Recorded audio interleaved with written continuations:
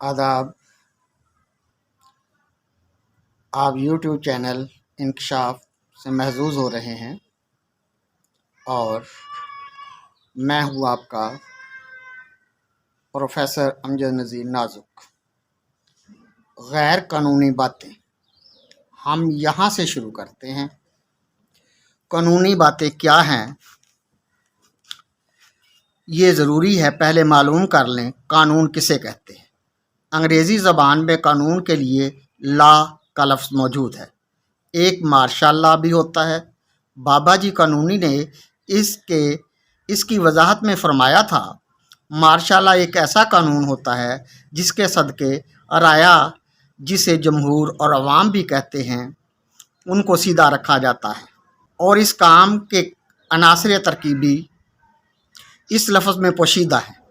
Number 1 مار، number 2 شل یا شالا، شل کرنا پنجابی میں، زیادہ وضاحت سے چھل لانا، اور نمبر 3 لا، اس سے مراد مارنے شل کرنے کے بعد لاشیں بنا دینا۔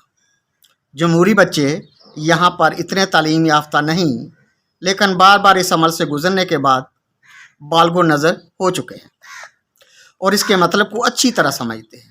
کیوں نہ سمجھیں، نسل در نسل کا ساتھ اب تو جمہوری حکومتوں پر بھی اس کا سایہ شفت و پدری نمایاں دیکھا جا سکتا ہے۔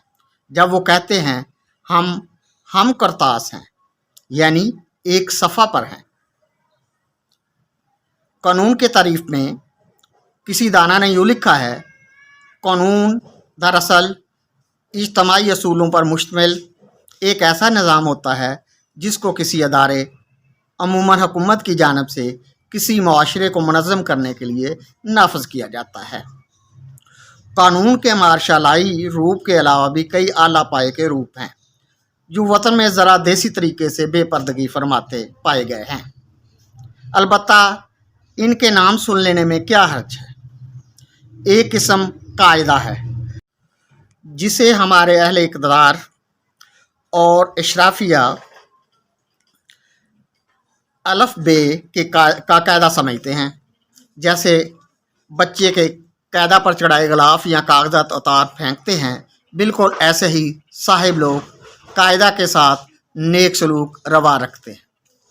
اس کے بعد ضابطہ کا لفظ آتا ہے جو دھڑلے سے ہر جگہ، وہ سانحہ ارتحال ہو یا سانحہ المناک ہو، آدم ہوتا ہے اور بڑی عمدگی سے اپنی موجودگی کا احساس دلاتا ہے۔ ہمیشہ یہی اعلان سنا جاتا ہے، ضابطے کی کارروائی جاری ہے، پھر نہ ضابطہ نظر آتا ہے نہ کارروائی۔ البتہ کارروائی ڈل جاتی ہے۔ مصیبت ذمہ داران کے نحیف و کمزور کندھوں سے ٹل جاتی ہے۔ اس لیے سیانے کہتے ہیں، ضابطہ بڑے کام کی چیز ہے۔ ایک اور لفظ ہے اصول۔ اہل علم کہتے ہیں یہ بھی قانون کا دور کا رشتہ دار ہے۔ کسی ماہر نسبیات نے نہیں بتایا یہ رشتہ دور کا یا نزدیک کا، جو بتایا ہے وہ یہ ہے، بے اصولی نہیں چلنے دی جائے گی۔ ہر جگہ اصول کی بات ہوگی، پھر کام ہو جاتا ہے۔ ہر کوئی پوچھتا پھرتا ہے کس اصول کے مطابق ہوا۔ جن کو فائدہ پہنچتا ہے وہ کہتا ہے گڑے مردے اکھاڑنے کا کوئی فائدہ نہیں، کام ہو گیا۔ دنیا فانی میں یہی اصول ہے، بلکہ ضرب المثل ہے، جس کی لاٹھی اس کی بھینس۔ یہ کوئی بے اصولی نہیں ہے۔ اس سارے عمل سے بری طرح متاثر لاٹھی اور بھینس کے چکر میں گم ہو جاتا ہے۔ بد اصولی کا رونا رو کر کہتا پھرتا ہے بد اصولی ہو گئی۔ سیانے کہتے ہیں بد اصولی اور بے اصولی دونوں اصول کی بہنیں ہیں، ان کا احترام کریں، ورنہ ضابطہ، فوجداری یا دیوانی سے ملاقات ہو جائے گی۔ یہ دونوں اصول محترم کی پھوپھی اور نانی بھی ہیں، کسے پتہ نہیں۔ ہاں جی، قانون کے ساتھ ساتھ ایک آرڈیننس بھی ہوتا ہے، اور یہ صرف صدر کا اختیار ہے۔ اس سے بچنا بہت ضروری ہے۔ فوری الاثر اسلحہ فیکٹری سے تیار شدہ میزائل کی طرح تیار ہو کر جمہور پر مسلط ہو جاتا ہے۔ اس کا دائرۃ الاثر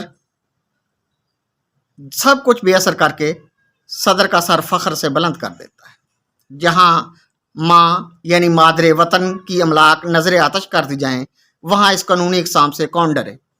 مثل مشہور ہے، کرے کوئی بھرے کوئی۔ جو کچھ آپ نے پڑھا یا سنا ہوگا، ان سب کی ماں آئین ہے۔ اس کا حال مادر وطن سے کچھ زیادہ مختلف نہیں ہے۔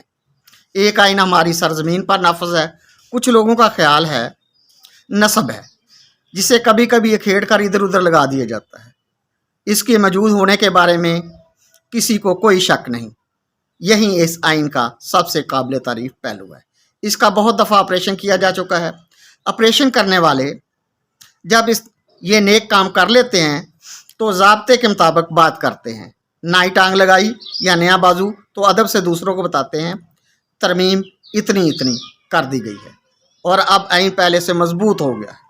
اس مقصد کے لیے ملک میں ایک عدد پارلیمان ہے جو ایوان بالا، ایوان زیری، صدر اور دونوں ایوانوں کے ممبران کے ساتھ ساتھ سینٹ کے چیئرمین اور ڈپٹی چیئرمین، قومی اسمبلی کے اسپیکر اور ڈپٹی اسپیکر پر مشتمل ہوتی ہے۔ یہ سب لوگ آئین کا حلیہ مبارک تر و تازہ رکھنے، اسے لاحق بیماریوں سے بچانے اور قانون سازی کے لیے ہمہ وقت تیار اور دستیاب رہتے ہیں، جیسے ڈاکٹر حضرات ہر وقت ڈیوٹی کے لیے حاضر ہوتے ہیں۔ یہ تمام معززین ایسے اقدامات بروئے کار لاتے ہیں جس سے آئین اور قانون کا تحفظ یقینی ہو۔ ان کے پیش نظر سب سے بڑا مسئلہ ذاتی تحفظ ہوتا ہے، اس لیے کہ وہ معززین ہیں، شرفا ہیں، ان کی عزت پر حرف آنے سے عوام کو چہرے گندے دکھائی دیں گے۔ وہ عوام کے نمائندہ ہیں۔ اس طرف ذرا بھی دھیان دینا کہ ملک اور قوم کا کیا حال ہے گناہ کبیرہ ہے، جس بچنا ضروری ہے، آخرت میں کام آئے گا۔ بہت سے لوگ سمجھ گئے ہوں گے یہاں اپنی آخرت مالا جان کی طرح بچائے جانا ہی بس زندگی کو پورا کرنا ہے۔ جہاں لا قانونیت ہوتی ہے وہاں قانون نافذ کرنے والے ادارے اپنی موجودگی کا احساس دلانے کے لیے اول سے آخر تک حصہ دار ہوتے ہیں، جن سے ان کو اور ان افسران اور خاندانوں کو پورا حصہ ملتا ہے۔ آپ جانتے ہیں گندی جگہ پر خوب پودے اگتے ہیں۔ لا قانونیت کے کھیتوں میں مایا سرمایہ بن کر ابھرتی ہے۔ اس سنہری فصل کو سمیٹنے کا کام دانش اور عقل مندی کا تقاضا کرتا ہے، جس کی توقع قانون نافذ کرنے والے خاص شعبوں اور عام و خاص کارکنوں سے ہی کی جا سکتی ہے۔ بحیثیت قوم ہم نے راہ محبت میں بہت مشکل مقام دیکھے ہیں۔ ایسا نادر روزگار فیصلہ ہمارے سنہری دور میں روح پذیر ہوا۔ زمانے نہ اس سے پہلے کبھی دیکھا، شاید نہ آئندہ کبھی دیکھے۔ وہ ہے ووٹ کی عزت قائم کرنے کا فیصلہ۔ کھلی کچہری میں سنایا گیا فیصلہ یہ تھا، جرم اگر سرزد ہو سمجھا جائے گا جیسے ہوا ہی نہیں، اور جرم کرنے والے کو سزا ضرور دی جائے گی، یعنی ووٹ دینے والے کا ووٹ گنا نہیں جائے گا لیکن نااہلی لازمی ہو جائے گی۔ اس طرح کا ایک اور فیصلہ بھی تھا کہ اراکین اسمبلی پارٹی سربراہ کے بجائے اسمبلی میں پارٹی لیڈر کا حکم مانیں گے۔ پارٹی سے چاہے وہ بغاوت کر کے الگ ہو جائیں۔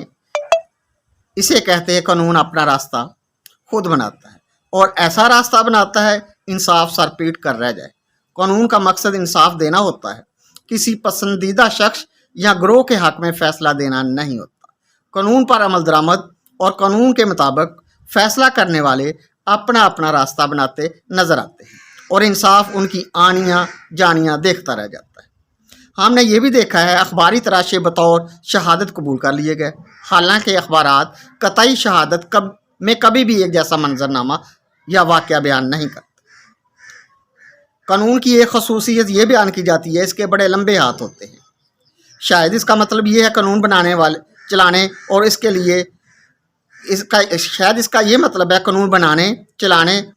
کے لیے ان کے ہاتھ لمبے ہوتے ہیں، اور قانون کے بھی وہ دور سے پاک صاف مچھلیاں پکڑتے ہیں۔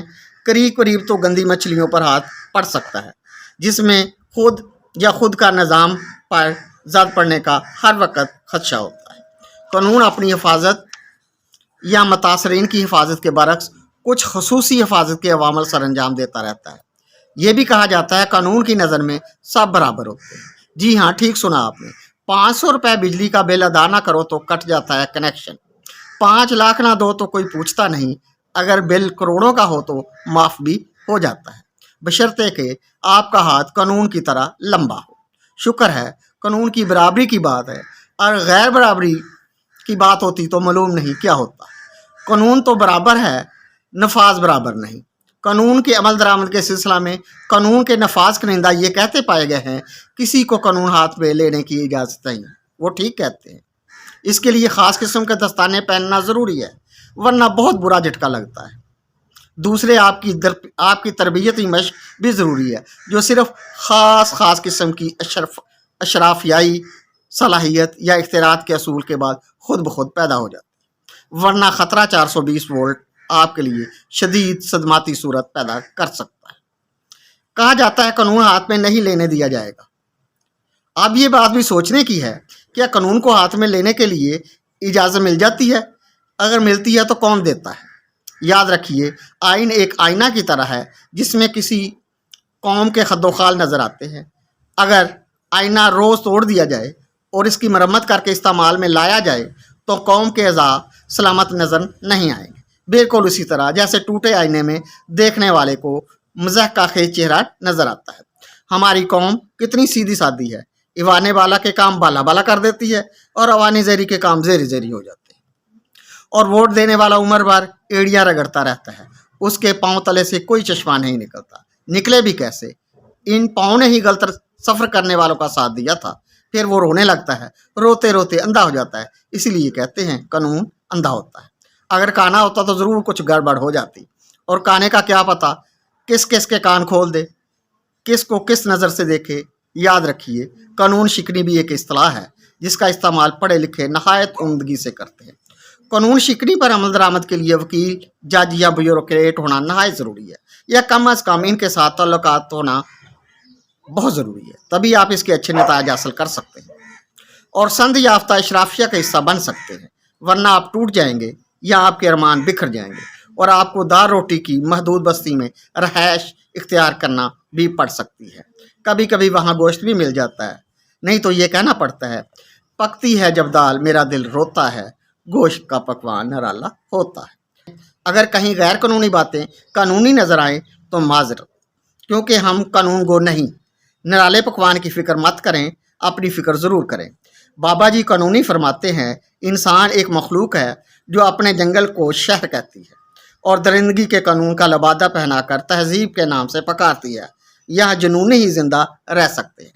शायद इसीलिए गालिब ने कहा था, बक रहा हूँ जुनून में क्या क्या कुछ ना समझे खुदा करे कोई।